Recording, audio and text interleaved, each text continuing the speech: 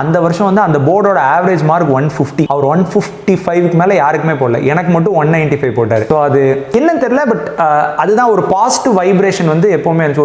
ஒரு 20 மினிட்ஸ் எனக்கு இன்டர்வியூ எடுத்துட்டு எனக்கு மூடி வச்சுட்டு அப்புறம் வந்து நார்மலாக கேட்டுட்டு இருந்தாங்க. எனக்கு கடைசியாக எனக்கு கேட்ட கொஸ்டின்ஸ்லாம் கேட்டால் நம்பவே மாட்டீங்க.